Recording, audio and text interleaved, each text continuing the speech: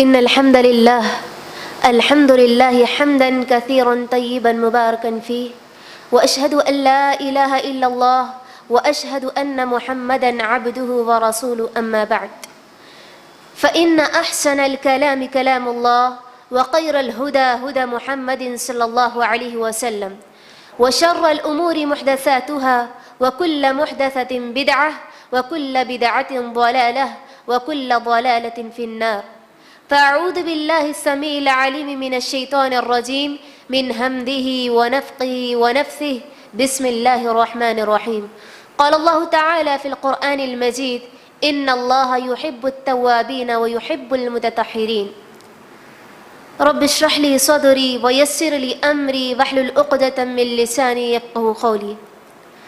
میری اسلامی ماؤں اور بہنوں اور عزیز ساتھیوں، السلام علیکم ورحمۃ اللہ وبرکاتہ۔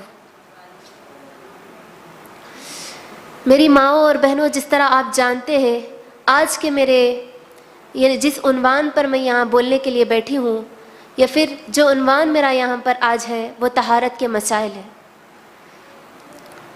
اور میں آپ لوگوں کے سامنے سب سے پہلے طہارت کے بارے میں مختصر سا تعارف، مختصر سا انٹروڈکشن دیتی چلوں، تاکہ آپ لوگوں کے سامنے میں جس چیز کے مسائل بیان کرنے جا رہی ہوں، اگر وہی چیز اچھی طرح سمجھ میں آ جائے تو اس کے مسائل بھی آپ کو اچھی طرح سمجھ میں آئیں گے انشاءاللہ۔ تو میری ماں اور بہنوں، ہم عام طور پر طہارت بولتے ہیں، طہارت تو بولتے ہیں، لیکن اصل میں طہارت کے معنی کیا ہے؟ طہارت کے معنی عام طور پر پاکی و صفائی کے ہیں، اور یہ طہارت عبادت کی بنیادی شرط ہے۔ ایک بات اچھی طرح یاد رکھیں، یہ طہارت عبادت کی بنیادی شرط ہے، اور یہ طہارت ایمان کا حصہ ہے۔ آج ہم عام طور پر میری ماں اور بہنوں ان مسائل پر کوئی توجہ نہیں دیتے۔ اگر طہارت کا لفظ اگر آتا ہے تو عام طور پر ہم اس کو معمولی سمجھتے ہیں، طہارت تو چھوٹی چیزیں سمجھتے ہیں۔ میری ماں اور بہنوں، یہ طہارت ایک اہم چیز ہے۔ جس طرح کوئی نماز ادا کرتا ہے، اس سے پہلے اگر اس کی طہارت صحیح نہیں، اگر وہ وضو صحیح نہیں بناتا تو پھر اس کی نماز نہیں۔ اگر وہ صحیح سے طہارت کے اس کو آداب نہیں معلوم ہے، اور اسی طرح وضو کے اس کو کیا شرائط ہے، وضو کس طرح کرنا ہے، تو اس کا وضو نہیں ہوتا۔ جب اس کا وضو صحیح نہیں ہوتا تو پھر اگر اس کی طہارت صحیح نہیں ہوئی تو اس کا وضو بھی صحیح نہیں۔ اس کو وضو کے آداب نہیں معلوم تو اس کا وضو صحیح نہیں ہوتا، تو پھر اس کی نماز صحیح نہیں ہوتی۔ پھر اللہ رب العالمین ایسی نماز کو قبول نہیں کرتا۔ تو میری ماں اور بہنوں، یہ طہارت عبادت کی بنیادی شرط ہے۔ اور یاد رکھنا، جس طرح نماز کے مسائل ہمیں جاننا ضروری ہے، نماز جس طرح ہم پڑھتے ہیں، نماز کے مسائل کو جتنا اہمیت سے جتنے اس کے مسائل سیکھنے میں جتنی ہم اہمیت دیتے ہیں، اس سے زیادہ اہمیت ہم پہلے طہارت کو دیں۔ اسی لیے کہ طہارت یہ بنیادی چیز ہے۔ اگر ہماری طہارت صحیح ہوئی تو ہماری نماز بھی صحیح ہوگی۔ جب نماز ہماری صحیح ہوگی تو اللہ تبارک و تعالیٰ اس نماز کو قبول کرے گا۔ اور یاد رکھنا، اللہ تبارک و تعالیٰ پاکی و صفائی، پاک صاف رہنے والوں کو پسند کرتا ہے۔ حدیث میں آتا ہے، مدینہ منورہ میں ایک ایسی بستی کے لوگ تھے، یعنی ایک بستی جس کا نام قبا تھا۔ وہاں کے رہنے والے لوگ بہت زیادہ پاکی صفائی کا اہتمام کرتے تھے، یعنی پاک صاف زیادہ رہتے تھے۔ تو اللہ تبارک و تعالیٰ نے ان کی بڑی تعریف کی، اور پھر اللہ تبارک و تعالیٰ نے ان کا تذکرہ قرآن مجید میں کرتے ہوئے سورہ توبہ آیت نمبر 108 میں ارشاد فرماتا ہے، فِيهِ رِجَالٌ يُحِبُّونَ أَن يَتَطَهَّرُوا وَاللَّهُ يُحِبُّ الْمُتَطَهِّرِينَ۔ یعنی مسجد قباء میں نماز پڑھنے والے وہ لوگ ہیں جو پاکی و صفائی کو پسند کرتے ہیں، اور اللہ پاک صاف رہنے والوں کو پسند کرتا ہے۔ میری ماں اور بہنوں، اس آیت کے ذریعے اللہ تبارک و تعالیٰ یہ بتانا چاہتا ہے کہ پاکی صفائی اللہ رب العالمین کو بہت زیادہ پسند ہے۔ اسی طرح اللہ تبارک و تعالیٰ سورہ مدثر میں نبی صلی اللہ علیہ وسلم کو پاک صاف رہنے کا حکم دیتے ہوئے فرماتا ہے، وَثِيَابَكَ فَطَهِّرْ وَالرُّجْزَ فَاهْجُرْ۔ اے نبی صلی اللہ علیہ وسلم، آپ پاک صاف رہیے اور اپنے کپڑوں کو پاک رکھیے اور گندگی سے دور رہیے۔ اس آیت میں اللہ رب العالمین نے اپنے نبی صلی اللہ علیہ وسلم کو پاک صاف رہنے کا حکم دیتا ہے۔ اسی طرح میری ماں اور بہنوں، آج اللہ رب العالمین نے جس طرح نبی صلی اللہ علیہ وسلم پاکی و صفائی کے اندر ایک بہت بڑی مثال ہے ہمارے لیے۔ اسی طرح نبی صلی اللہ علیہ وسلم نے اپنی امت کو ان مسائل سکھانے میں ایک بہت بڑی مثال قائم کی ہے، جس بات کا آپ کو معلوم ہونا چاہیے کہ یہودی ایک مرتبہ سلمان فارسی رضی اللہ عنہ سے کہنے لگے، یعنی سلمان فارسی یہ کون ہے؟ اللہ کے نبی صلی اللہ علیہ وسلم کے ساتھی ہے۔ تو ان سے یہودی ایک مرتبہ کہنے لگے کہ سلمان فارسی تمہارا پیغمبر کیسا پیغمبر ہے جو ہر چیز کے مسائل سکھاتا ہے، یہاں تک کہ رفع حاجت کے مسائل بھی سکھلاتا ہے، یعنی جب انسان اپنی ضرورت سے فارغ ہو تو اس کے ہی مسائل سکھلاتا ہے، تمہارے پیغمبر کیسا پیغمبر ہے؟ تو سلمان فارسی رضی اللہ عنہ کوئی کمتری کا شکار نہیں ہوئے، بلکہ فخر سے کہا ہاں ہمارا پیغمبر ایک ایسا پیغمبر ہے جو ہمیں ہر چیز کے مسائل سکھلاتا ہے، ہر چیز یعنی ہر چھوٹی چھوٹی چیز کے مسائل سکھلاتا ہے، یہاں تک کہ ہمیں رفع حاجت کے مسائل بھی ہمیں سکھاتے ہیں، رفع حاجت کے آداب بھی ہمیں سکھاتے ہیں۔ تو میری ماں اور بہنوں، یہ اللہ تبارک و تعالیٰ کی بہت بڑی نعمت ہے کہ اللہ رب العالمین نے اپنے نبی صلی اللہ علیہ وسلم کے ذریعے ہمیں ہر طرح کے مسائل سکھلائے، یہاں تک کہ چھوٹی چھوٹی چیزوں کے مسائل ہمیں سکھلائے۔ میری ماں اور بہنوں، اگر ہمیں یہ مسائل کا علم نہ ہوتا تو آج ہم بھی دوسری قوموں کی طرح، دوسرے کلچر کی طرح آج ہم بھی اسی طرح طہارت کے آداب اپناتے، اسی طرح طہارت کے مسائل اپناتے جس طرح آج دوسری قومیں اپناتی ہیں، اور ہم بھی انہی کی طرح جانوروں کی طرح اپنی زندگی گزارتے ہوئے فخر محسوس کرتے اور پھر خوشی محسوس کرتے۔ تو اسی طرح میری ماں اور بہنوں، اللہ کے نبی صلی اللہ علیہ وسلم نے ہمیں ہر چیز میں ہماری رہنمائی کی۔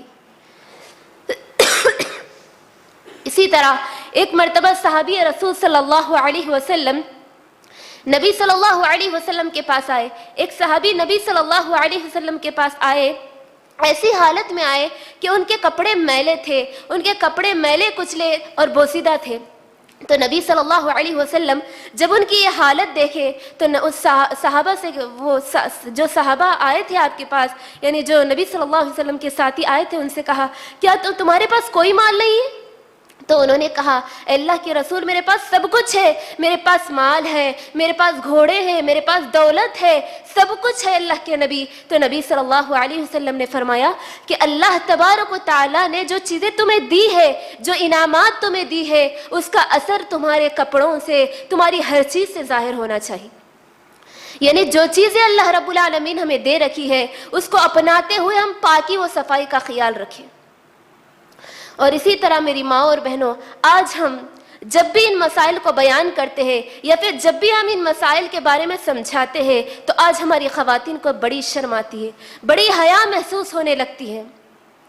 میری ماں اور بہنوں، جب ہماری بچیاں، جب ہماری اولاد فون لے کر یا پھر ٹی وی پر گندے گندے ویڈیوز اگر دیکھے تب ہمیں شرم نہیں آتی، لیکن جب ہم یہ مسائل بیان کرنے لگے تو آج ہماری خواتین کو بڑی شرم آتی ہے۔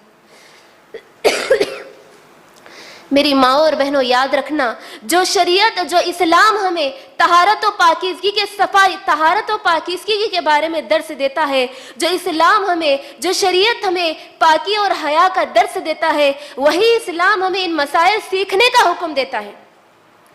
اور اسی طرح جس طرح نبی صلی اللہ علیہ وسلم ایک کنواری لڑکی سے زیادہ باحیا تھے، ایک کنواری لڑکی سے زیادہ شرم و حیا والے تھے، جب نبی صلی اللہ علیہ وسلم نے اپنی امت کو ایسے ان تمام مسائل سکھائے تو کیا میری بہنوں ہم ان سے زیادہ باحیا ہو گئے؟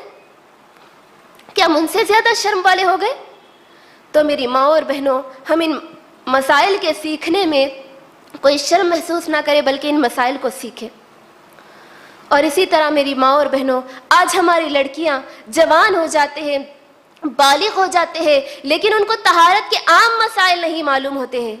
وہ جن کالجز میں تعلیم حاصل کرتے ہیں یا پھر جس اسکولز میں وہ پڑھتے ہیں، وہاں کے کلچر کے لوگ، وہاں کے مذہب کے لوگ جو طہارت کے آداب ہیں، جو ان کے پاس غلط طریقے، جو ان کے پاس ناپاک طریقے ہیں، وہی طریقہ اپناتے ہوئے وہ طہارت لیتے ہیں۔ میری ماں اور بہنوں، افسوس کی بات ہے، اگر آج ہماری خواتین کو یہ مسائل معلوم ہوتے تو اپنی اولاد کو بتاتے اور ان کی اولاد وہی طریقہ استعمال کرتی، وہی طریقہ یوز کرتی جو نبی صلی اللہ علیہ وسلم سے ثابت ہے، جو اسلام ہمیں طریقہ سکھلاتا ہے۔ تو میری ماں اور بہنوں، آج ہمیں سخت ضرورت ہے کہ آج ہم خواتین ان مسائل کو سیکھیں، اپنی اولاد کو سکھائیں، تاکہ ہماری اولاد کوئی اور جگہ بھٹکنے سے محفوظ رہے۔ اسی طرح میری ماں اور بہنوں، طہارت کی فضیلت یہ ہے کہ طہارت نبی صلی اللہ علیہ وسلم نے طہارت کو نصف دین کہا، یعنی طہارت پاکی و صفائی آدھا دین ہے۔ الطہور شطر الایمان، پاکی آدھا، پاک صاف رہنا یہ آدھا ایمان ہے۔ اسی طرح میری ماں اور بہنوں، طہارت کی اہمیت یہ ہے کہ طہارت کے بغیر پاکی و صفائی کے بغیر نماز نہیں ہوتی۔ نبی صلی اللہ علیہ وسلم نے فرمایا لا تقبل صلاة احدکم بغیر طہور، یعنی بغیر پاکی و صفائی کے نماز قبول نہیں ہوتی۔ تو میری بہنوں، میں اپنے اصل موضوع یعنی عنوان کی طرف آتی ہوں۔ تو سب سے پہلے میری بہنوں، طہارت کی دو قسمیں ہیں۔ طہارت کی کتنی قسمیں ہیں؟ طہارت کی دو قسمیں، ایک ظاہری طہارت، ایک باطنی طہارت۔ ظاہری طہارت یعنی انسان کا ظاہر، یعنی اس کے کپڑے اچھے رہے، اس کی شکل و صورت اور اس کے بال وغیرہ یہ سب اچھے رہنا، یہ ظاہری طہارت ہوئی۔ اور دوسری چیز ہے باطنی طہارت، یعنی اندرونی طہارت، یعنی انسان کے دل کی طہارت، یعنی انسان کا دل حسد سے، شرک سے، کفر سے، کینے سے، یہ تمام چیزوں سے محفوظ رہے، یہ باطنی طہارت ہے۔ اور اسلام ہمیں دونوں طہارت کا حکم دیتا ہے، یعنی ایک انسان ہے، اس کے کپڑے صرف اچھے رہے، وہ ظاہری طور پر اچھا رہے، یہ اسلام نہیں چاہتا، بلکہ اسلام دونوں طرح کی طہارت چاہتا ہے۔ جب انسان جسمانی طور پر بھی فٹ رہے اور جب اس کا دل بھی گندگیوں سے پاک رہے، تو جب وہ اللہ رب العالمین کے نزدیک یا پھر اللہ رب العالمین کے سامنے عبادت کے لیے کھڑا ہوتا ہے تو اطمینان کے ساتھ، خشوع و خضوع کے ساتھ کھڑا ہوتا ہے، تو اللہ رب العالمین ہمیں یہ دونوں صفائی کا حکم دیتا ہے۔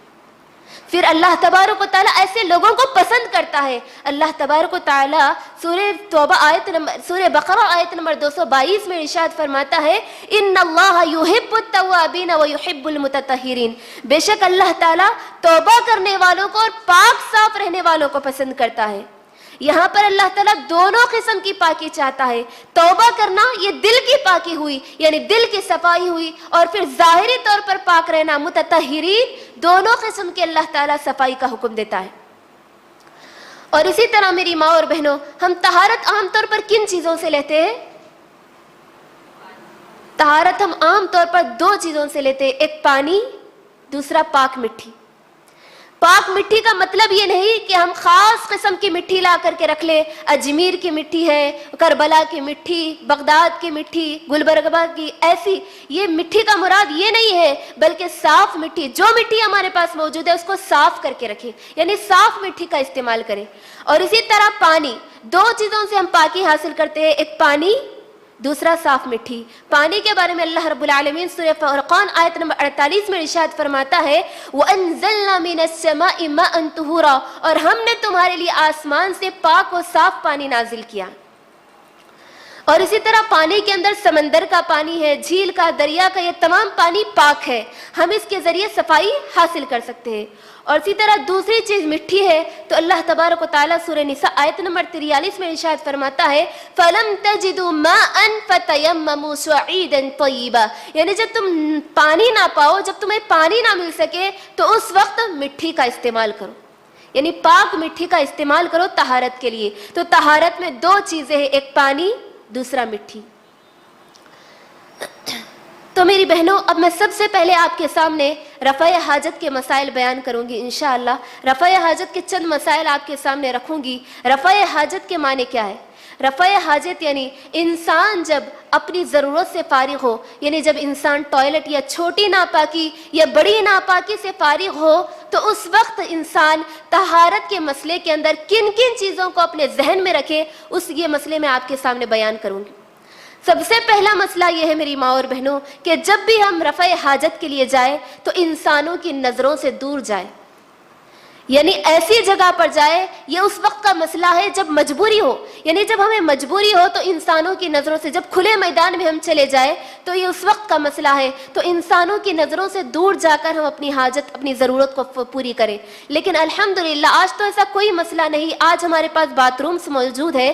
تو کہنے کا مطلب یہ ہے کہ جب ہم اپنی حاجت پوری کرنے کے لیے جائیں, جب اپنی حاجت سے فارغ ہونے کے لیے جائیں, تو پردے کا مکمل اہتمام کریں, یعنی پردے کے ساتھ جائیں, یعنی پردے کا اہتمام کریں. اور اسی طرح دوسرا مسئلہ یہ ہے کہ ہم جب باتھ روم میں جائیں تو اس کا کیا ادب ہے, کس طرح جانا چاہیے. تو جب ہم باتھ روم میں جائیں تو سب سے پہلے ہم اپنا لیفٹ پیر رکھیں, یعنی اپنا بایاں پیر رکھیں. سب سے پہلے ہم اپنا کون سا پیر رکھیں؟ بایاں پیر رکھیں. پھر اس کے بعد دایاں پیر رکھیں, اور داخل ہونے سے پہلے کون سی دعا پڑھیں؟ بسم اللہ اللہم انی اعوذ بک من الخبث والخبائث. اے اللہ میں تو سے ناپاک جنوں اور ناپاک جنیوں سے پناہ مانگتی ہوں.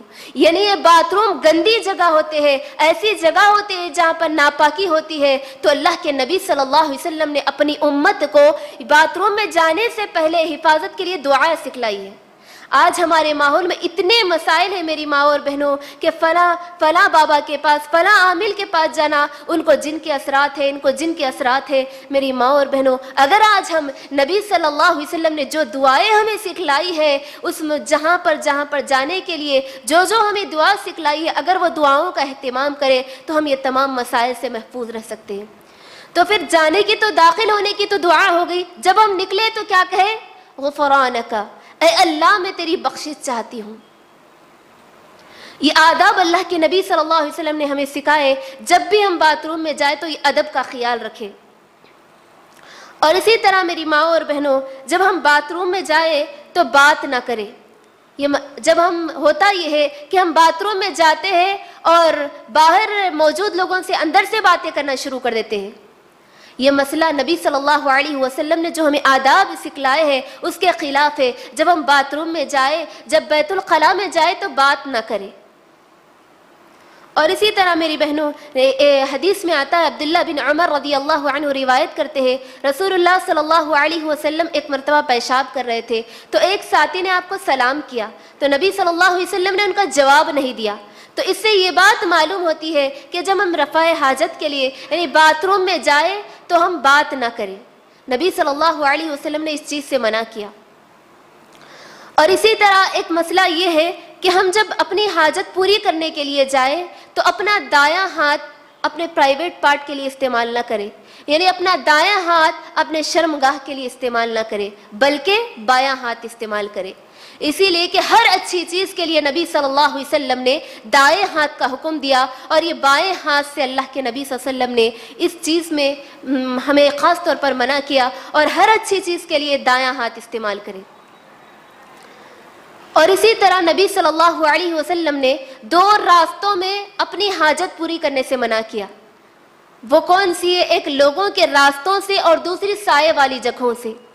یعنی لوگوں کے راستوں میں آج ہوتا یہ کہ آج ہماری خواتین اپنے چھوٹے بچوں کو گھروں کے سامنے بٹھا دیتی ہے, یعنی حاجت پوری کرنے کے لیے اپنے گھروں کے سامنے بٹھاتی ہے, لوگوں کے راستوں کا کوئی خیال نہیں کرتی.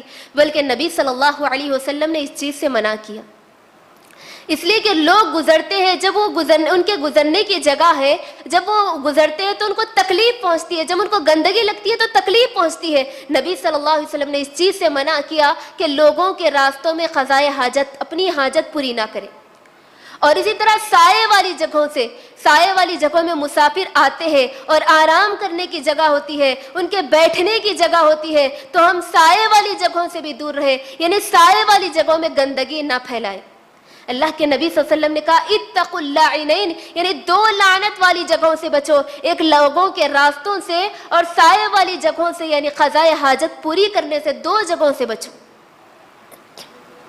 یہ 2 راستوں سے یعنی لوگوں کے راستے میں اور سائے والی جگہوں میں ہمیں اپنی حاجت پوری نہیں کرنا چاہیے. اسی طرح میری بہنوں, جب ہم بیت الخلاء یعنی باتھ روم میں جائیں تو اللہ تبارک و تعالیٰ کے نام والی چیز کوئی ساتھ میں نہ لے جائے. اسی طرح حدیث میں آتا ہے نبی صلی اللہ علیہ وسلم کے پاس ایک انگوٹھی تھی, جب آپ بیت الخلاء میں جاتے تو اس کو اتار دیتے. کیوں؟ اس کے اوپر محمد رسول اللہ یعنی اللہ تبارک و تعالیٰ کا نام تھا، جس کی وجہ سے آپ اپنی انگوٹھی کو اتار دیتے تھے۔ تو ہم بھی جب باتھ روم میں جائیں تو اس ادب کا خیال رکھیں کہ اللہ تبارک و تعالیٰ کے نام والی چیز کوئی ساتھ میں نہ لے جائے۔ اسی طرح میری بہنوں ایک مسئلہ یہ ہے کہ جب ہم رفع حاجت کے لیے یا جب اپنی حاجت پوری کرنے کے لیے جائیں تو پیشاب کے چھینٹوں سے اپنے آپ کو بچائیں۔ اللہ کے نبی صلی اللہ علیہ وسلم نے اس چیز سے خاص طور پر منع کیا، اس چیز سے بچنے کی ہدایت کی۔ حدیث میں آتا ہے، عبداللہ بن عباس رضی اللہ عنہ روایت کرتے ہیں، رسول اللہ صلی اللہ علیہ وسلم ایک مرتبہ 2 قبروں کے پاس سے گزر رہے تھے تو آپ نے فرمایا کہ اس میں ایک قبر والے کو صرف اسی لیے عذاب دیا جا رہا ہے کہ وہ پیشاب کی چھینٹوں سے بچتا نہیں تھا۔ میری ماں اور بہنوں، صرف پیشاب کی چھینٹوں کی وجہ سے اسے قبر میں عذاب دیا جا رہا ہے۔ تو نبی صلی اللہ علیہ وسلم نے پیشاب کی چھینٹوں سے بچنے کا ہمیں حکم دیا۔ تو جب بھی ہم اپنی حاجت کو پوری کرنے کے لیے جائیں تو پیشاب کے چھینٹوں سے بچیں، بلکہ صفائی کا اہتمام کریں۔ اسی طرح میری بہنوں، جب ہم رفع حاجت سے فارغ ہوتے ہیں تو سب سے پہلے نماز کے لیے ہمیں کس چیز کی ضرورت ہوتی ہے؟ وضو کی ضرورت ہوتی ہے۔ تو ہم اب وضو کے چند مسائل دیکھیں گے۔ تو سب سے پہلے میری ماں اور بہنوں، وضو کی کیا فضیلت ہے، وضو کب ٹوٹتا ہے اور وضو کب پسندیدہ عمل ہے، اس کے چند مسائل میں آپ کے سامنے رکھوں گی انشاءاللہ۔ تو سب سے پہلی چیز میری ماں اور بہنوں، یہ وضو نماز کے لیے شرط ہے، بغیر وضو کے نماز نہیں ہوتی۔ اللہ تبارک و تعالیٰ سورہ مائدہ آیت نمبر 4 میں ارشاد فرماتا ہے، یا ایھا الذین آمنوا اذا قمتم الی الصلاۃ فاغسلوا وجوہکم وایدیکم الی المرافق وامسحوا برؤوسکم وارجلکم الی الکعبین۔ یعنی اے ایمان والو، جب تم نماز کے لیے جاؤ تو سب سے پہلے جب تم نماز کا ارادہ کرو تو اپنے چہرے اور ہاتھوں کو کہنیوں تک دھو لو، یعنی اپنے چہرے کو اور ہاتھوں کو کوہنیوں تک دھو لو اور سر کا مسح کرو اور اپنے پیروں کو ٹخنوں تک دھو لو۔ اس کے اندر اللہ تبارک و تعالیٰ نے اس آیت کے اندر وضو کے فرائض کو مکمل بیان کیا، یعنی وضو کس طرح کرنا ہے، وضو کے کیا کیا فرائض ہیں، اس آیت میں اللہ رب العالمین نے بیان کیا۔ اسی طرح میری بہنوں، وضو کے بغیر نماز نہیں ہوتی۔ لا تقبل صلاۃ احدکم اذا احدث حتى يتوضا، یعنی تم میں سے کسی کی نماز بغیر وضو کے نہیں ہوتی۔ اور اسی طرح پھر وضو کی فضیلت یہ ہے میری ماں اور بہنوں، وضو کی فضیلت اتنی زیادہ ہے کہ احادیث کے اندر نبی صلی اللہ علیہ وسلم نے وضو کی فضیلت بہت زیادہ بیان کی، جن میں سے صرف ایک حدیث آپ لوگوں کے سامنے بیان کروں گی انشاءاللہ۔ حضرت ابو ہریرہ رضی اللہ عنہ روایت کرتے ہیں، رسول اللہ صلی اللہ علیہ وسلم نے فرمایا کہ میں قیامت کے دن میں دوسرے امت کے لوگوں کو اس طرح اپنے حوض پر آنے سے روکوں گا جس طرح کوئی شخص اپنے دوسروں کے اونٹوں کو اپنے حوض پر آنے سے روکتا ہے۔ تو صحابہ نے پوچھا، اے اللہ کے رسول، اس دن آپ اپنی امت کو کیسے پہچانیں گے؟ سبحان اللہ، صحابہ کرام رضوان اللہ علیہم اجمعین جب بھی کوئی چیز سمجھ میں نہیں آتی تو فوراً نبی سے پوچھ لیا کرتے تھے اور کہنے لگے، اے اللہ کے نبی صلی اللہ علیہ وسلم، اس دن آپ اپنی امت کو کیسے پہچانیں گے؟ تو نبی صلی اللہ علیہ وسلم نے فرمایا کہ اس دن میری امت کے ہاتھوں اور پیروں کی چمک اتنی زیادہ ہوں گی، یعنی ان کے ہاتھ پیر اتنا چمکیں گے کہ میں ان کے ہاتھ اور پیر کے نشانوں، چمکنے کے نشانوں کی وجہ سے انہیں پہچانوں گا۔ اللہ اکبر، یہ وضو کی فضیلت ہے میری ماں اور بہن۔ اسی طرح میری بہنوں، وضو سے پہلے وضو کرنے سب سے پہلے کیا پڑھنا چاہیے؟ ہمیں کون سی دعا پڑھنی چاہیے؟ وضو سے پہلے ہم صرف بسم اللہ کہیں۔ میری ماں اور بہنوں، وضو کے لیے کوئی خاص دعا نہیں، صرف بسم اللہ کہنا ہے۔ وضو کی نیت کریں اور بسم اللہ کہیں۔ اسی طرح رسول اللہ صلی اللہ علیہ وسلم نے فرمایا کہ لا وضوء لمن لم یذکر اسم اللہ، یعنی جو اللہ تبارک و تعالیٰ کا نام نہیں لیتا، یعنی جو بسم اللہ نہیں پڑھتا، اس کا وضو نہیں ہوتا۔ اسی طرح میں آپ کے سامنے وضو کا جو صحیح طریقہ ہے، وضو کا جو مسنون طریقہ ہے، وہ آپ کے سامنے رکھوں گی۔ آج ہمارے ماحول کے اندر وضو کے متعلق بہت زیادہ شکوک و شبہات، یعنی وضو کس طرح کرے، یا پھر وضو کے اندر لمبی چوڑی دعائیں پڑھتے بیٹھ جاتے ہیں۔ جب ایک ہاتھ کو دھوتے ہیں تو ایک دعا، جب منہ کو دھوتے ہیں تو ایک دعا، یہ ہمارے ماحول میں عام طور پر مشہور ہے۔ تو میری ماں اور بہنوں یہ تمام بدعات ہے. وضو کا جو صحیح طریقہ ہے میں آپ لوگوں کے سامنے رکھوں گی جو نبی صلی اللہ علیہ وسلم کی حدیث سے ثابت ہے. تو سب سے پہلے وضو شروع کرنے سے پہلے ہم وضو میں سب سے پہلے اپنے دونوں ہاتھوں کو دھوئیں. اپنے دونوں ہاتھوں کو یہاں تک دونوں ہاتھوں کو سب سے پہلے دھوئیں. اس کے بعد کلی کریں. کلی ایسے کریں میری ماں اور بہنوں کہ پانی منہ میں ڈالیں اور منہ میں آگے پیچھے کریں یعنی تاکہ منہ کی صفائی ہو جائے. پھر وہ پانی سے کلی کریں. اسی طرح تیسری چیز ناک میں پانی ڈالیں. پھر ناک کی اچھی طرح صفائی کریں اور پھر ناک جھاڑیں. اس کے بعد اپنا چہرہ دھوئیں. چہرہ کہاں سے کہاں تک دھونا ہے؟ سر کے بال ہمارے جہاں سے شروع ہوتے ہیں وہاں سے لے کے ٹھڈی تک اور پھر ایک کان سے لے کے دوسرے کان کی لو تک یہ چہرہ دھونے کی لمٹ ہے. تو چہرہ دھوئے. اس کے بعد اپنے ہاتھوں کو کوہنیوں تک دھوئے. اپنے دونوں ہاتھوں کو کوہنیوں تک دھوئے. پہلے سیدھا ہاتھ دھوئے یعنی اپنا دایاں ہاتھ پہلے دھوئے. اس کے بعد بایاں ہاتھ دھوئے. اس کے بعد اپنا سر کا مسح کریں. اپنا سر کا مسح کس طرح کرنا ہے میری ماں اور بہنوں؟ سب سے پہلے اپنے سر کے بال جہاں سے شروع ہو رہے وہاں سے اپنے دونوں ہاتھوں کو پیچھے لے جائے یعنی گدی تک لے جائے. پھر گدی سے گدی تک لے جائے. پھر وہاں سے واپس سر کی طرف لے جائے جہاں سے شروع کرے تھے وہاں سے. پہلے شروع سر سے کرے گدی تک لے جائے پھر گدی سے واپس سر کی طرف لے آئے. یہ سر کے یہ مسح کا صحیح طریقہ ہے میری ماں اور بہنوں. اس کے اندر گردن کا مسح وغیرہ آج ہمارے ماحول میں آج ہماری خواتین کرتی ہے. یہ گردن کا مسح نبی صلی اللہ علیہ وسلم سے ثابت نہیں ہے. سر کے مسح کا یہ طریقہ. پھر اسی طرح کان کا یعنی کان کے اندر دونوں شہادت کی انگلیوں کو ڈالے. دونوں شہادت کی انگلیوں سے کان کے اندر کی صفائی کرے. پھر انگوٹھے سے اس کے باہر کی صفائی کرے. اس کے بعد اپنے دونوں پیر دھوئے. سب سے پہلے اپنا دایاں پیر دھوئے پھر بایاں پیر دھوئے اور اپنی انگلیوں کے اندر خلال کرے یعنی اپنی انگلیوں کے اندر خلال کرتے ہوئے کوئی جگہ نہیں چھوٹنی چاہیے. یعنی اسی طرح ایک مرتبہ نبی صلی اللہ علیہ وسلم کے پاس ایک ساتھی آئے جو وضو کرنے کے دوران ان کے صرف ایک ناخن برابر پیر پہ ان پہ ایک ناخن کے برابر جگہ چھوٹی ہوئی تھی. تو نبی صلی اللہ علیہ وسلم نے کہا کہ ارجع فاحسن وضوءک، جاؤ اور پھر سے وضو کر کے آؤ. تو یہ بولنے کا مطلب یہ ہے میری ماں اور بہنوں وضو کے اندر کوئی اعضاء کے اندر کوئی جگہ بھی نہیں چھوٹنی چاہیے. اور اسی طرح پہ جب ہم مکمل وضو کر لیں تو کون سی دعا پڑھے؟ آج ہم وضو تو کرتے ہیں لیکن اس کے بعد کون سی دعا پڑھتے ہیں وہ ہمیں نہیں معلوم. یا پھر تو ہم میں سے بعض ایسے لوگ ہیں جو دعا پڑھتے ہی نہیں ہیں. وضو کرنے کے بعد دعا پڑھے اشہد ان لا الہ الا اللہ اشہد ان لا الہ الا اللہ وحدہ لا شریک لہ واشہد ان محمدا عبدہ ورسولہ. عمر رضی اللہ عنہ بیان کرتے ہیں کہ رسول اللہ صلی اللہ علیہ وسلم نے فرمایا کہ جو مکمل وضو کرے یعنی جو صحیح وضو کرے پھر یہ دعا پڑھے تو اللہ تبارک و تعالی اس کے لیے آٹھوں دروازے جنت کے آٹھوں دروازے کھول دیتے ہیں. جنت کے کتنے دروازے؟ آٹھوں دروازے. تو اللہ تبارک و تعالی اس کے لیے 8 دروازے کھول دیتا ہے.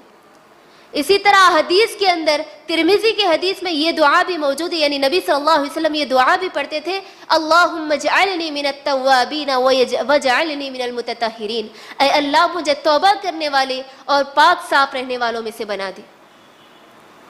تو میری ماں اور بہنوں جب مکمل وضو کرے اچھی طرح سے جو سنت کے ذریعے ثابت ہے اس کے بعد یہ دعا پڑھے. اس کی فضیلت یہ ہے کہ نبی صلی اللہ علیہ وسلم نے کہا کہ جو شخص وضو اچھی طرح سے کرتا ہے پھر یہ دعا پڑھتا ہے اس کی فضیلت یہ ہے کہ اللہ تبارک و تعالی اس کے لیے 8 دروازے کھول دیتا ہے جنت کے.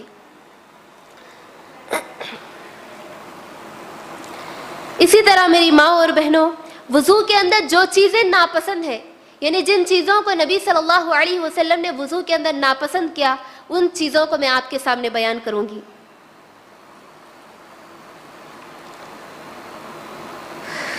تو سب سے پہلی چیز میری ماں اور بہنوں وضو کے اندر ہم اپنے اعضاء وضو کو 3 مرتبہ سے زیادہ نہ دھوئیں.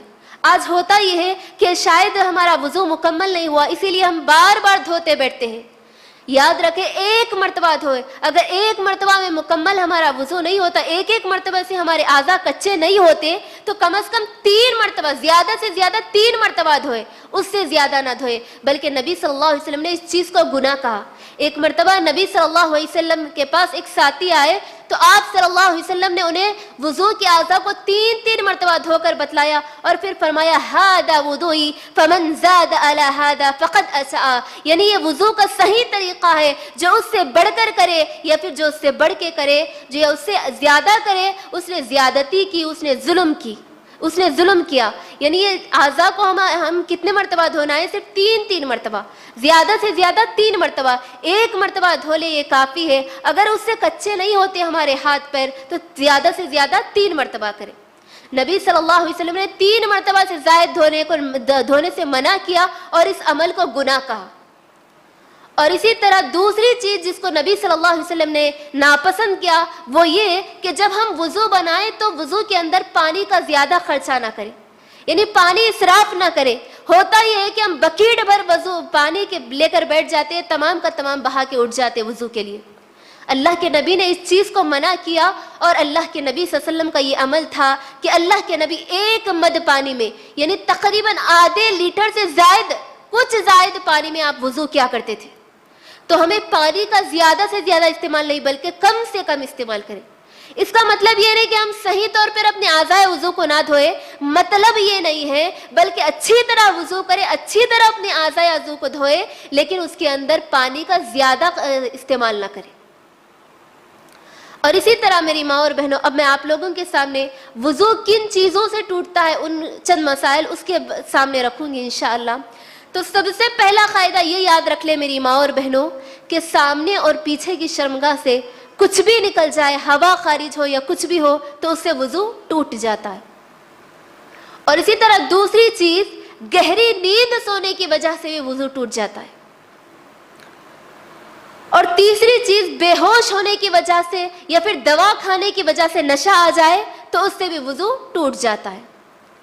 اور چوتھی چیز، ہم اپنے ہاتھ سے بغیر کپڑے کی آڑ کے، یعنی اپنے ہاتھ سے بغیر کپڑے سے ہم اپنے پرائیویٹ پارٹ یعنی اپنی شرمگاہ کو چھونے سے وضو ٹوٹ جاتا ہے۔ اسی طرح پانچویں چیز، اونٹ کا گوشت کھانے سے بھی وضو ٹوٹ جاتا ہے۔ صحابہ کرام نے نبی صلی اللہ علیہ وسلم سے پوچھا، اے اللہ کے نبی صلی اللہ علیہ وسلم، کیا ہم بکری کا گوشت کھا کر وضو کریں؟ نبی صلی اللہ علیہ وسلم نے کہا، چاہو تو کرو یا چاہو تو نہ کرو، یعنی مرضی ہے، اگر کرنا چاہو تو کرو یا نہیں۔ لیکن جب صحابہ نے پوچھا کہ اللہ کے نبی صلی اللہ علیہ وسلم، ہم اونٹ کا گوشت کھا کر وضو کریں؟ تو نبی صلی اللہ علیہ وسلم نے کہا، ہاں، جب تم اونٹ کا گوشت کھاؤ تو وضو کرو۔ تو میری بہنوں، وضو کن کن چیزوں سے ٹوٹتا وہ چند میں آپ کے سامنے رکھی ہوں، تو ان چیزوں کا ہم خیال رکھیں وضو ٹوٹنے کے دوران۔ اور اسی طرح وضو کے متعلق چند غلط فہمیاں آج ہمارے ماحول میں وضو کے متعلق، یعنی وضو کن کن چیزوں سے ٹوٹتا اس کے بارے میں چند غلط فہمیاں جو ہیں وہ آپ لوگوں کے سامنے رکھوں گی انشاءاللہ۔ تو سب سے پہلی چیز، شک کی وجہ سے وضو نہیں ٹوٹتا، یعنی اگر کسی کو شک آ رہا کہ میرا وضو ٹوٹا یا نہیں تو اس کی وجہ سے وضو نہیں ٹوٹتا۔ نبی صلی اللہ علیہ وسلم نے فرمایا، ابو ہریرہ رضی اللہ عنہ اس حدیث کے راوی، صحیح مسلم کی حدیث ہے کہ جب تم میں سے کوئی اپنے پیٹ میں شکایت محسوس کرے اور اس کو شک ہو کہ اس کا وضو ٹوٹا یا نہیں، تو اس وقت تک وضو نہ بنائے جب تک کہ 2 چیزیں نہ دیکھ لے، یعنی ایک بدبو محسوس نہ کرے یا پھر آواز نہ سن لے، جب تک کہ وہ دوبارہ وضو نہ کرے۔ تو میری بہنوں، شک کی وجہ سے وضو نہیں ٹوٹا، یعنی شک ہو کہ میرا وضو ٹوٹا یا نہ ٹوٹا تو اس وقت تک وضو نہ کرے جب تک کہ یہ 2 چیزیں آپ نہ کر لیں، یعنی جب تک کہ آپ کو آواز نہ سنائی دے یا پھر بدبو نہ آئے، جب تک کہ دوبارہ وضو نہ کرے۔ اور اسی طرح صرف ٹیک لگا کر اونگ کی وجہ سے بھی وضو نہیں ٹوٹتا۔ ہم اگر ٹیک لگا کر بیٹھے، ہمیں نیند آ گئی یا پھر اونگ، یعنی صرف ایسا اونگ آئی، تو اس کی وجہ سے بھی وضو نہیں ٹوٹتا۔ اور تیسری چیز، بیوی کو بوسہ لینے کی وجہ سے بھی وضو نہیں ٹوٹتا۔ عائشہ رضی اللہ عنہا روایت کرتی ہے کہ نبی صلی اللہ علیہ وسلم اپنی بیویوں کو بوسہ لیتے اور اسی حالت میں مسجد چلے جاتے، یعنی دوبارہ وضو نہیں کرتے نبی صلی اللہ علیہ وسلم۔ اور اسی طرح قہقہے لگا کر ہنسنے کی وجہ سے بھی وضو نہیں ٹوٹتا، یعنی ہم زور زور سے ہنس رہے ہیں، اس کی وجہ سے بھی وضو نہیں ٹوٹتا۔ اس کے بعد میری ماں اور بہنوں، وضو کرنا کب مستحب ہے، یعنی وضو کرنے کو نبی صلی اللہ علیہ وسلم نے کب زیادہ پسند کیا، اس کے چند مسائل میں آپ کے سامنے رکھوں گی۔ پہلی چیز، اللہ رب العالمین کا ذکر کرتے وقت ہم वजू करे, ये चीज नबी सल्लल्लाहु अलैहि वसल्लम को पसंद थी। यानी वजू करना लाजिम नहीं है, बल्कि जब हम जिक्र करें अल्लाह तबारक व तआला का, तो उस वक्त अगर वजू बना करना जिक्र करें, ये तो ज्यादा बेहतर चीज है। नबी सल्लल्लाहु अलैहि वसल्लम ने इस अमल को पसंद किया। और दूसरी चीज, हर नमाज के लिए नया वजू करे, इस अमल को भी नबी सल्लल्लाहु अलैहि वसल्लम ने पसंद किया। यानी एक वजू के जरिए हम नमाजें पढ़ सकते हैं, यानी 2, 3, 5 जब तक हमें वजू रहे नमाज पढ़ सकते हैं। लेकिन अगर हर नमाज के लिए वजू करे तो नबी सल्लल्लाहु अलैहि वसल्लम ने इस चीज को, इस अमल को पसंद किया। और इसी तरह तीसरी चीज जिस अमल को नबी सल्लल्लाहु अलैहि वसल्लम ने पसंद किया, वो ये कि सोते वक्त वजू करे। जब हम सोने का इरादा करें रात में, तो उस वक्त वजू करें। ये नबी सल्लल्लाहु अलैहि वसल्लम ने इस अमल को पसंद किया। और चौथी चीज, हर हदस के बाद, यानी जब भी हम रफ़ा हाजत के लिए, यानी बाथरूम में, टॉयलेट वगैरह के लिए जाए, छोटी नापाकी या बड़ी नापाकी के लिए जाए, तो फौरन वजू करें। जब हम हाजत से फारिग हो तो फौरन वजू करें। इस अमल को भी नबी सल्लल्लाहु अलैहि वसल्लम ने पसंद किया। एक मर्तबा नबी सल्लल्लाहु अलैहि वसल्लम ने हजरत बिलाल रज़ी अल्लाहु अन्हु से पूछा कि ए बिलाल, तुम वो कौन सा अमल करते हो जिसकी वजह से मैंने जन्नत में तुम्हारे कदमों की आहट की आवाज को अपने कदमों से आगे सुनी है। अल्लाह के नबी सहाबी से पूछ रहे हैं कि ए सहाबी, तुम मुझे बताओ, तुम्हारे कदमों की आहट में तुम्हारे आगे, अपने आगे सुना, आखिर वो कौन सा अमल करते हो? तो बिलाल रज़ी अल्लाहु अन्हु ने कहा, ए अल्लाह के नबी सल्लल्लाहु अलैहि वसल्लम, मैं जब भी अज़ा देता हूँ तो 2 रकात नमाज पढ़ता हूँ, और जब भी मेरा वजू टूटता है तो मैं फौरन वजू कर लेता हूँ। तो नबी सल्लल्लाहु अलैहि वसल्लम ने इस अमल को पसंद किया। ये वो चंद अमाल थे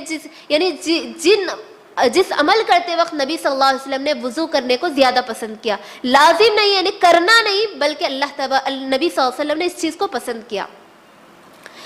इसी तरह मेरी माँ और बहनों, वजू के बाद तयम्मुम, यानी अगर हमारे पास पानी मौजूद ना हो तो तयम्मुम कब करना है और तयम्मुम किस तरह करना है, वो मसाइल मैं आपके सामने रखूंगी। तो सबसे पहले तयम्मुम के बारे में अल्लाह तबारक व तआला इरशाद फरमाता है, व इन कुंतुम मरदा औ अला सफरिन औ जा अहदुकुम मिनल गाइति औ लामस्तुमुन निसा फलम तजिदू माअन फतयम्ममू सईदन तय्यिबा वमसहू बिवुजूहिकुम व अयदीकुम इन्नल्लाह कान अफुवन गफूरा। अगर तुम बीमार हो या सफर में हो, या तुम में से कोई बैतुल खला से जाकर आए, या फिर तुम औरतों से हम बिस्तर हुए हो, या फिर तुम्हें पानी ना मिल सके, तो पाक मिट्टी से वजू करो और पाक मिट्टी इस्तेमाल करो और मुंह और हाथों का मसा करके तयम्मुम कर लो। बेशक अल्लाह तबारक व तआला माफ़ करने वालों को, अल्लाह तबारक व तआला माफ़ी को पसंद करता है और बख्शने वाला मेहरबान है। इस आयत में अल्लाह रब्बुल आलमीन ने तयम्मुम किस तरह करना है, फिर तयम्मुम किस वजह से, यानी कब करना है, इस मसले को अल्लाह तबारक व तआला ने इस आयत के अंदर बयान किया। तो मेरी माँ और बहनों, तयम्मुम किस वक्त करना है? ऐसा नहीं है कि हम हाथ नहीं हो रहा उठ के तयम्मुम कर ले, ये सही नहीं है।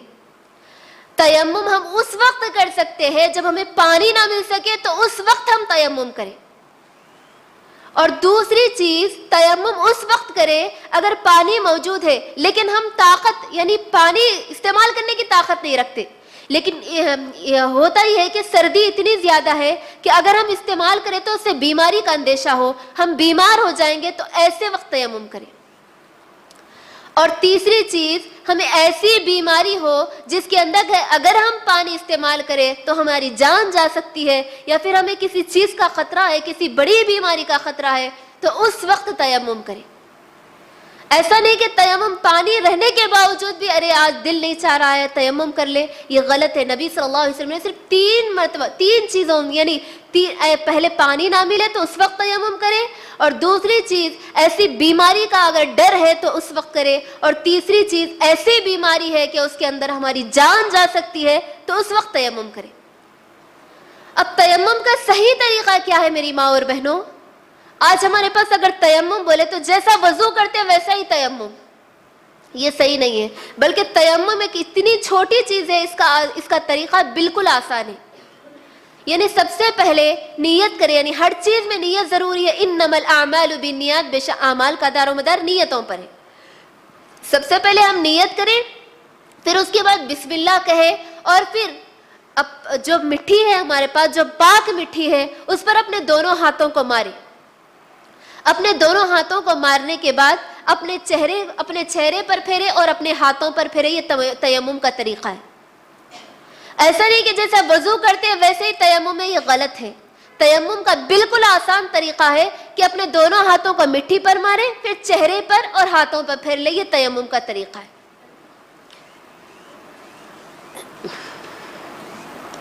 اور اسی طرح میری ماں اور بہنوں، تیمم کے بعد میں آپ کے سامنے غسل کے چند احکام یا پھر مسائل رکھنے کی کوشش کروں گی. غسل کے معنی کیا ہے؟ غسل کے معنی نہانے کے ہیں. یعنی شرعی تعریف اس کی یہ ہے کہ نیت کے ساتھ مکمل بدن پر صاف پانی بہانا، یہ غسل کہلاتا ہے. غسل کے معنی عام طور پر نہانے کے ہیں. یعنی جب ہمیں غسل عام طور پر ہم کب کرنا ہے، یعنی کب لازم ہے ہمارے لیے، کب کرنا ہمارے لیے ضروری ہو جاتا، یہ چیزیں میں آپ کے سامنے رکھوں گی انشاءاللہ. تو سب سے پہلی چیز میری ماں اور بہنوں، جب شوہر اور بیوی جسمانی تعلق قائم کرے یا پھر ہم بستری کرے تو اس وقت ان کے لیے غسل لازم آ جاتا ہے، ان کے لیے نہانا لازمی ہو جاتا ہے. پہلا مسئلہ یہ بات یاد رکھیں کہ جب شوہر اور بیوی آپس میں تعلق قائم کرے یا صحبت کرے تو ان کے لیے غسل لازم آ جاتا ہے. اب ان کو غسل کرنا ہی کرنا ہے، یعنی نہانا ان پر فرض ہے. اور دوسری چیز، جب عورت اور مرد کو احتلام آئے، یعنی اب آپ سوچ رہے ہوں گے احتلام کسے کہتے، یعنی سوتے ہوئے اگر کوئی خواب دیکھے یا پھر خواب نہ دیکھے، جب وہ صبح اٹھے تو اپنے کپڑوں پر منی کو دیکھے یا پھر کسی ایسی چیز کو دیکھے جو منی، یعنی جو ایسی گاڑی چیز کو دیکھے جو چپچپا مادہ ہوتا ہے، ایسی چیز کو اگر دیکھے تو اس کے لیے غسل واجب آ جاتا ہے. اب اس کو نہانا اس کے اوپر فرض ہو گیا، یعنی اب اس کو نہانا ہی نہانا ہے. دوسری چیز یہ ہو گئی. اور تیسری چیز، جب حیض اور نفاس کے دن ختم ہو جائے تو اس کے بعد غسل کر کے نماز پڑھنا یہ لازم ہے.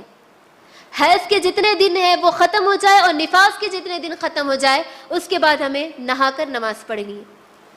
اور چوتھی چیز، اسلام قبول کرنے کی وجہ سے بھی غسل کرنا پڑتا ہے. اور اسی طرح میری ماں اور بہنوں، غسل جنابت کا طریقہ میں آپ کے سامنے رکھوں گی.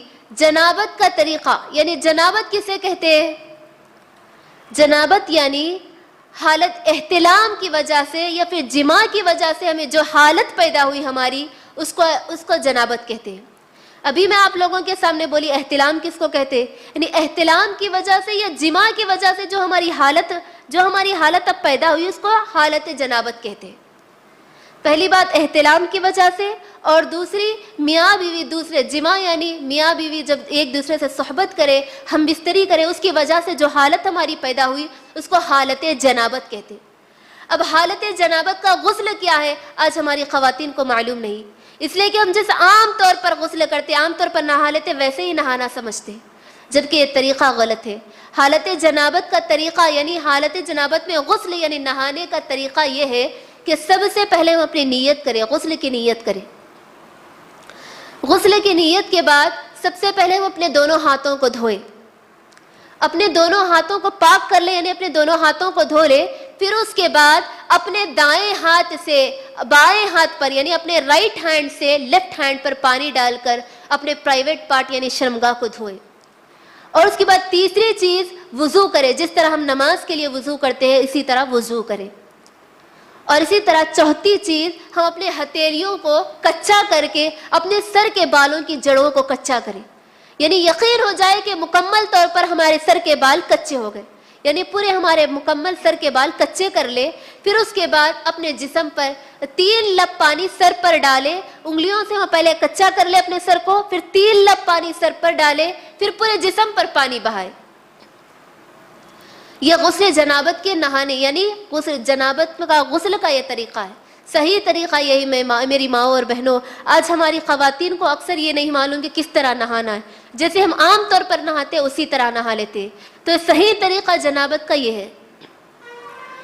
اسی طرح میری ماں اور بہنوں، جنابت کے کیا مسائل ہیں وہ میں آپ کے سامنے رکھوں گی.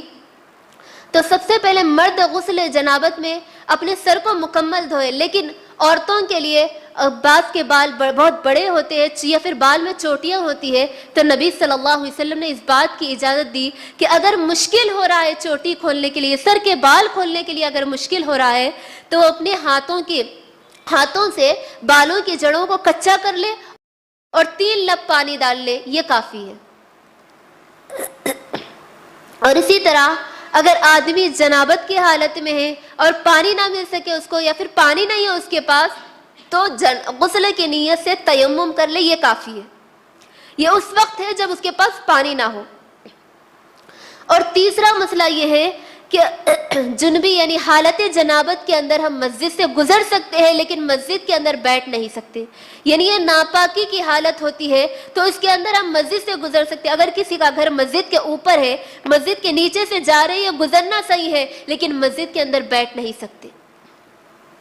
اسی طرح چوتھی چیز، حالت جنابت کے اندر ہم اللہ کا ذکر کر سکتے ہیں۔ حضرت عائشہ رضی اللہ عنہ بیان کرتی ہے، کان نبی صلی اللہ علیہ وسلم یذکر اللہ علی کل احیانی، یعنی نبی صلی اللہ علیہ وسلم اللہ کا ذکر ہمیشہ کرتے تھے، یعنی ہر حالت میں کرتے تھے۔ تو جنابت کی حالت کے اندر ہم اللہ کا ذکر کر سکتے ہیں۔ اور اسی طرح حالت جنابت کے اندر قرآن پڑھنا منع ہے، یعنی جب ہم جنابت کی حالت میں ہیں تو قرآن نہ پڑھیں۔ اللہ کے نبی صلی اللہ علیہ وسلم اپنے صحابہ کو ہر حالت میں قرآن پڑھاتے سوائے جنابت کی حالت کے علاوہ۔ تو ہم جنابت کی حالت میں ہوں تو قرآن نہ پڑھیں۔ اسی طرح میری ماں اور بہنوں، غسل کے اندر جب بھی ہم غسل کے لیے جائیں تو پورے پردے کا اہتمام کریں۔ اور اسی طرح غسل کے لیے ہم جائیں، جب ہم غسل کا ارادہ کریں یا پھر غسل کا صحیح طریقہ اپنائیں تو اس وقت ہم پانی کا زیادہ سے زیادہ استعمال نہ کریں۔ اللہ کے نبی صلی اللہ علیہ وسلم کا یہ طریقہ تھا کہ نبی صلی اللہ علیہ وسلم ایک سا یعنی تقریباً 3 لیٹر سے کچھ زائد پانی میں آپ نہا لیا کرتے تھے۔ تو ہم پانی نہا لینے کے لیے زیادہ سے زیادہ پانی کا استعمال بلکہ اسراف نہ کریں۔ نبی صلی اللہ علیہ وسلم نے اس عمل کو ناپسند کیا۔ اسی طرح میری ماں اور بہنوں، اب حیض اور نفاس کے کچھ مسائل میں آپ لوگوں کے سامنے رکھوں گی۔ یہ عورتوں سے متعلق خاص ہے، اور حیض کے معنی یہ ہے کہ حیض کے معنی بہنے کے ہیں، یعنی ماہواری کا خون بہنا۔ حیض کی شرعی تعریف یہ ہے کہ میری بہنوں، یعنی بالغ عورت کو، یعنی وہ خون جو بالغ عورت کو ہر مہینے کے خاص دنوں میں آتا ہو، اس کو حیض کا خون کہتے ہیں۔ آج ہمارے ماحول میں جب بھی بچی جوان ہوتی ہے یا بالغ ہوتی ہے، اسے حیض شروع ہوتا ہے تو طرح طرح کے رسومات کرتے ہیں، یعنی ہمیں شرم اور افسوس ہوتا ہے اس بات پر کہ آج ہماری بچیاں جوان ہوتی ہے یا پھر وہ جوانی کی دہلیز پر پہنچتی ہے، اگر انہیں حیض آتا ہے تو میری ماں اور بہنوں ہم رسم کرتے ہیں یا پھر دعوت وغیرہ کا انتظام کرتے ہیں۔ یہ ہم بتانا چاہتے ہیں کہ ہماری بچی جوان ہو گئی، ہماری بچی بالغ ہو گئی۔ یہ انتہائی شرم کی بات ہے، ہمیں یہ چیز چھپانے کی چیز ہم یہ بتاتے پھرتے ہیں، وہ بھی دعوت کے ذریعے۔ نبی صلی اللہ علیہ وسلم کے زمانے میں، صحابیات کے دور میں، صحابیات سے ایسا کوئی عمل ثابت نہیں ہے میری بہنوں، یہ بدعت ہے جس کو ہمیں نہیں کرنی چاہیے۔ تو میری بہنوں، اسی طرح حیض کا معنی میں آپ کے سامنے بیان کی، نفاس یعنی بچے کی ولادت کے بعد، عورت کو بچے کی ولادت کے بعد یا پھر ولادت کے وقت، بچہ پیدا ہونے کے وقت یا پھر پیدا ہونے کے بعد جو خون آتا ہے اس کو نفاس کا خون کہتے ہیں۔ اور یاد رکھیں، یہ دونوں کے لیے کوئی خاص مدت طے نہیں، کوئی خاص دن طے نہیں ہے۔ یعنی حیض کے لیے ایک لڑکی کے لیے، عورت کے لیے 7 دن، یعنی عام طور پر 7 دن ہے، اس سے کم بھی ہو سکتے ہیں، اس سے زائد بھی ہو سکتے ہیں، اس کے لیے کوئی خاص دن مقرر نہیں ہے۔ اور اسی طرح نفاس کے لیے 40 دن آج ہمارے ماحول میں زیادہ سے زیادہ مشہور ہے۔ اگر کوئی نفاس والی عورت ہے تو 40 دن مکمل کرنے کے بعد میری ماں اور بہنوں چھلا وغیرہ کا رسم کر کے اس کے سسرال کو بھیجا جاتا ہے۔ یعنی اب ہم یہ بتانا چاہتے ہیں کہ 40 دن کے اندر، یعنی اب ہماری عورت کے 40 دن ہو گئے، وہ پاک ہو گئی۔ نعوذ باللہ، اللہ کی پناہ میری ماں اور بہنوں، یہ 40 دن کا تصور ہمارے دماغوں میں کہاں سے آیا؟ یہ وہ مسائل ہیں میری ماں اور بہنوں جو ہماری بوڑھیاں اور دادیاں کہہ کر چلے گئی، ان کو خود نہیں معلوم تھا، وہ خود غلط کہہ کر چلے گئی۔ آج ہم وہی رسومات کو اپناتے ہیں، اب پھرتے ہیں۔ جب ہم 40 دن ہوتے ہیں تو چھلا چھٹی وغیرہ کر کے اپنے بچی کو سسرال بھیجتے ہیں، یہ بتانا چاہتے ہیں ہم کہ ہماری بچی اب مکمل طور پر پاک ہو گئی۔ نعوذ باللہ، اللہ کی پناہ، یہ شرم کی چیزیں ہمیں چھپانے کی ہے، بلکہ دوسرے اپنے ماحول میں بتانے کی نہیں ہے میری ماں اور بہن۔ تو یہ 40 دن مقرر نہیں ہے، جب بھی عورت کا خون بند ہو جائے، جب بھی اس کے دن ختم ہو جائے تو وہ نہا کر نماز پڑھ سکتی ہے۔ اسی طرح اس کے اندر یہ دو حیض اور نفاس کے کیا مسائل ہیں، یعنی اس وقت اگر عورت کو حیض آ جائے یا پھر وہ نفاس کی حالت میں ہے تو کیا کیا کام نہیں کرنی چاہیے یا پھر کن چیزوں سے رکنا چاہیے، وہ میں آپ لوگوں کے سامنے بیان کروں گی۔ تو سب سے پہلی چیز، اگر حیض والی عورت ہے، حائضہ عورت ہے، تو اپنے شوہر کے قریب نہ جائے، یعنی اپنے شوہر سے ہم بستری نہ کریں۔ اللہ تبارک و تعالیٰ کا ارشاد ہے وَلَا تَقْرَبَنَّ حَتَّى يَطْهَرْنَ، یعنی تم ان کے قریب نہ جاؤ یہاں تک کہ پاک نہ ہو جاؤ۔ یہ مسئلہ آج ہماری خواتین کو اکثر معلوم نہیں، یعنی جب ہم حیض کے دوران رہے، جب ہم حیض کے مدت کے اندر رہے تو اپنے شوہر سے دور رہے۔ اللہ کے نبی صلی اللہ علیہ وسلم نے خاص طور پر منع کیا ہم عورتوں کو کہ اس کے اندر اپنے شوہر سے ہم بستری نہ کریں۔ اللہ کے نبی نے یہاں تک کہا ایک حدیث کے اندر کہ اگر ہم حیض کے دوران اگر شوہر اپنی بیوی سے ہم بستری کر لے تو اس کے لیے 4 درہم سونا صدقہ کرنا ہے، 4 گرام سونا صدقہ کرنا ہے۔ اگر وہ حیض کے اندر ہم بستری کرتا ہے تو 4 گرام سونا صدقہ کرے، اور اگر حیض ختم ہو جائے لیکن پانی نہیں نہایا، غسل نہیں کیے، تو اس سے پہلے اگر ہم بستری کر لے اس کے لیے 2 گرام سونا صدقہ کرنا ہے۔ اللہ کے نبی نے سختی سے منع کیا کہ اس دوران ہم اپنے شوہروں سے دور رہیں اور شوہر بیوی سے دور رہے۔ اور اسی طرح دوسرا مسئلہ یہ ہے کہ حیض اور نفاس والی عورت ان دنوں کے اندر، یعنی جتنی بھی اس کی مدت ہے اس کے اندر نماز نہیں پڑھے گی اور روزہ نہیں رکھے گی، یعنی جتنے دن اس کے حیض کے، جتنے دن اس کے نفاس کے، اس کے اندر وہ نماز نہ پڑھے اور روزہ نہ رکھے۔ البتہ روزے کی وہ بعد میں قضا کرے گی۔ اگر رمضان کا مہینہ ہے اس کے اندر اگر اسے حیض آ جائے یا نفاس کی حالت میں ہے تو وہ روزے کی قضا کرے گی لیکن نماز کی قضا نہیں کرے گی۔ اور اسی طرح تیسرا مسئلہ یہ ہے کہ حیض اور نفاس والی عورت مسجد کے اندر نہ جائے، یعنی مسجد یہ اللہ تبارک و تعالیٰ کا گھر ہے، پاک صفائی کی جگہ ہے، تو اس کے اندر حائضہ عورت ایسی حالت میں اندر نہ جائے، بلکہ وہ مسجد کے سامنے سے گزر سکتی ہے لیکن مسجد کے اندر نہیں بیٹھ سکتی۔ اور اسی طرح چوتھی چیز یہ ہے کہ حیض اور نفاس والی عورت قرآن کی تلاوت نہ کرے، لیکن اس وقت قرآن کی تلاوت کرے جب اس کو بھولنے کا ڈر ہے، یا پھر وہ حفظ کر رہی ہے یا بھولنے کا ڈر ہے، یا پھر کچھ صورتیں اس کو یاد ہے، اگر وہ نہ پڑھے تو بھول سکتی ہے، تو ایسی حالت میں وہ قرآن پڑھ سکتی ہے۔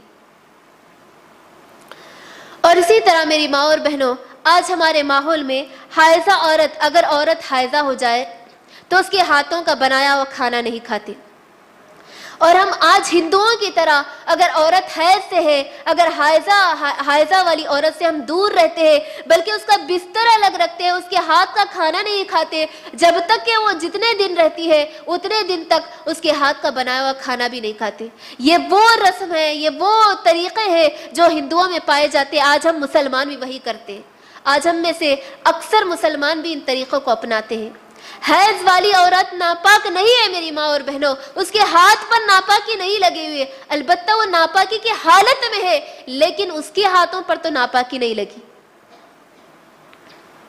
اسی طرح حدیث میں آتا ہے، حضرت عائشہ رضی اللہ عنہ بیان کرتی ہے کہ میں حیض کے حالت میں ہوتی تو میں برتن سے پانی پیتی اور نبی صلی اللہ علیہ وسلم کو دے دیتی، تو نبی صلی اللہ علیہ وسلم وہی منہ لگا کر پانی پیتے جہاں سے میں پیتی، اور میں اللہ کے نبی صلی اللہ علیہ وسلم کو گوشت کی ہڈی، یعنی جس پر گوشت لگا وہ کھاتی اور دے دیتی، اور نبی صلی اللہ علیہ وسلم وہی منہ لگا کر کھاتے جہاں میں کھاتی۔ تو یہ اس سے بات معلوم ہوتی ہے کہ حائضہ والی عورت، حیض والی عورت کا جھوٹا ناپاک نہیں ہوتا، اس کا ہاتھ ناپاک نہیں، اس کا جسم ناپاک نہیں، وہ ناپاکی کی حالت میں ضرور ہے لیکن وہ ناپاک نہیں ہوتی۔ اسی طرح حیض شروع ہوتے ہی روزہ، اگر روزے سے ہے وہ، تو اگر حیض اس کو اگر ایک عورت روزے سے ہے، اگر حیض اس کو آ گیا تو اس وقت اس کا روزہ ٹوٹ جاتا ہے، یعنی ابھی افطار کرنے میں چند سیکنڈ بھی باقی ہے، اگر چند منٹ بھی باقی ہے، اگر اس کو حیض آ گیا تو ایسی حالت میں اس کا روزہ ٹوٹ جاتا ہے۔ ایسا نہیں کہ ارے روزے کو مکمل کر لیں گے اس کا ثواب مل جائے گا، نہیں، بلکہ جب اس کو ناپاکی کی حالت شروع ہو گئی، جب اس کا حیض آ گیا تو اس کا روزہ ٹوٹ گیا، اب وہ روزے کی قضا کرے گی، یعنی وہ روزہ چھوٹا ہوا روزہ بعد میں وہ رکھے گی۔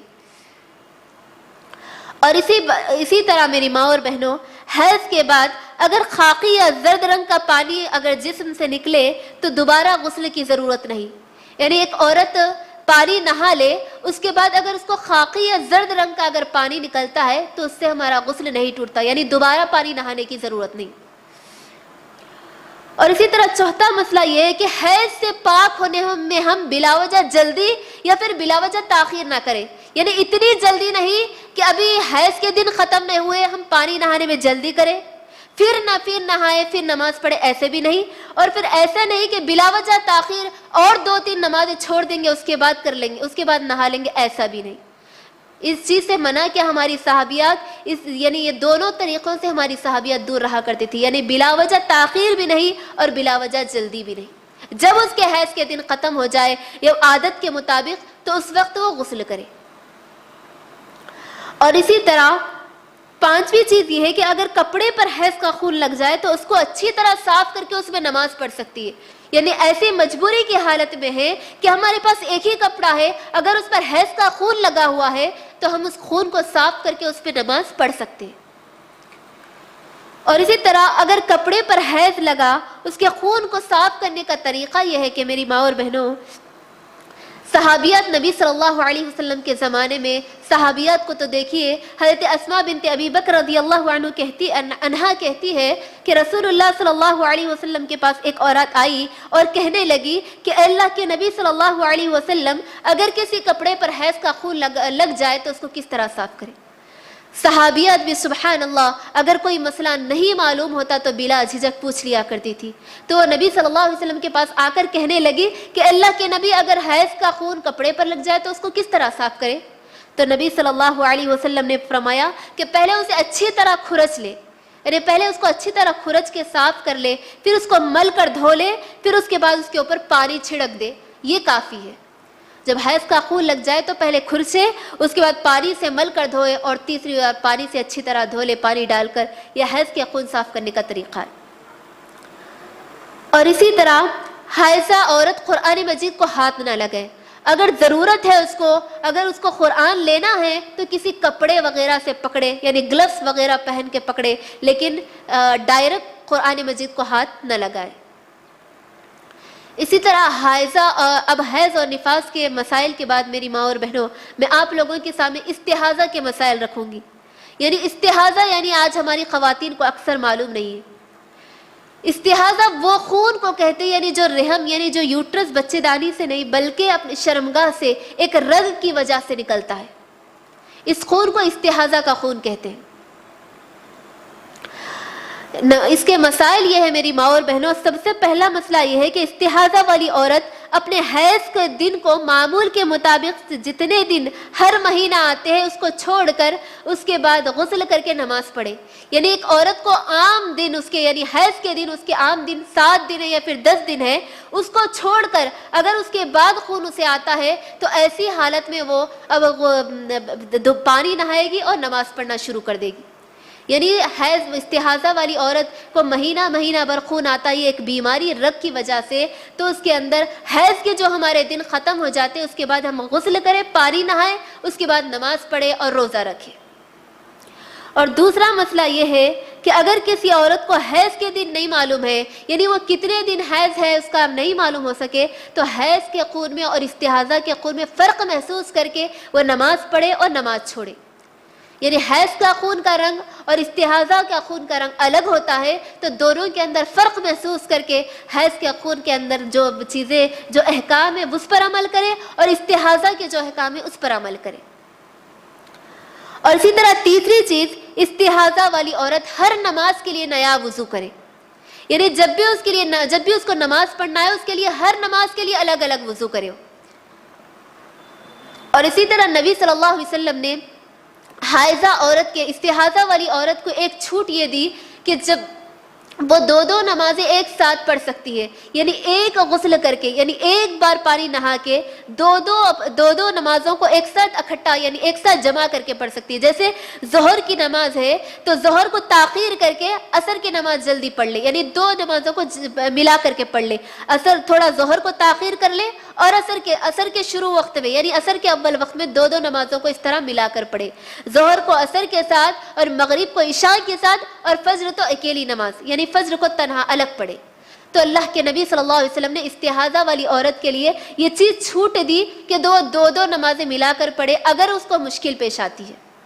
ہر استحاضہ والی عورت ہر نماز کے لیے ایک نیا وضو کرے، لیکن اگر اس کو مشقت پیش آتی ہے، اس کو مشکل ہوتی ہے، تو وہ دو نمازیں اکٹھا کر کے پڑھ سکتی ہے۔ اور اسی طرح حدیث ہے کہ نبی صلی اللہ حمنہ بنت جحش رضی اللہ عنہ سے روایت ہے کہ نبی صلی اللہ علیہ وسلم کے پاس وہ آئی اور انہوں نے آ کر فتویٰ پوچھا کہ اللہ کے نبی صلی اللہ علیہ وسلم میں مہینہ بھر ناپاک رہتی ہوں۔ تو نبی صلی اللہ علیہ وسلم نے کہا کہ انہوں نے فتویٰ پوچھتے ہوئے کہا کہ اللہ کے نبی صلی اللہ علیہ وسلم مہینہ بھر میں ناپاک رہتی ہوں یعنی مہینہ بھر مجھے خون آتا ہے کہ میں نماز کو چھوڑ دوں؟ نبی صلی اللہ علیہ وسلم نے فرمایا کہ نہیں، جب تمہیں حیض آ جائے تو اس وقت نماز چھوڑو، اور جب حیض ختم ہو جائے تو اس وقت غسل کر کے دوبارہ نماز پڑھ لو۔ تو یہ میری بہنوں استحاضہ کے چند مسائل تھے، یہ جو میں اس مسائل میں آپ لوگوں کے سامنے رکھی یہ قرآن و سنت سے ثابت ہے۔ میری ماں اور بہنوں یہاں سے اٹھنے سے پہلے یہ نیت کر کے ضرور اٹھے کہ اللہ جو بھی چیز کے مسائل یہاں پر رکھے گئے انشاءاللہ اس کو جس طرح ہم سنے ہیں اس پر عمل کر کے ہم انشاءاللہ دوسروں کو بھی ویسے ہی بتائیں گے جو سنت کا صحیح طریقہ ہے۔ اسی لیے کہ نبی صلی اللہ علیہ وسلم نے کیا کہا، بلغوا انی ولو آیا، یعنی تم پہنچا دو اگر تمہیں ایک آیت بھی کیوں نہ معلوم ہو۔ تو میری ماں اور بہنوں جو مسائل ہم سیکھے ہیں اس پر خود عمل کریں، پھر دوسرے لوگوں کو بتائیں، ہم اپنی اولاد کو، ہم اپنے ماں بہنوں کو گھر کے اندر بتلائے سکھلائے، یہ ہمارے اوپر فرض ہے۔ تو بتائیں گے نا میری بہنوں انشاءاللہ۔ تو اللہ رب العالمین سے دعا ہے کہ اللہ رب العالمین ہمیں صحیح معنوں میں ان مسائل پر عمل کرنے کی توفیق عطا فرما، آمین ثم آمین۔ وآخر دعوانا ان الحمد للہ رب العالمین۔ السلام علیکم ورحمۃ اللہ وبرکاتہ۔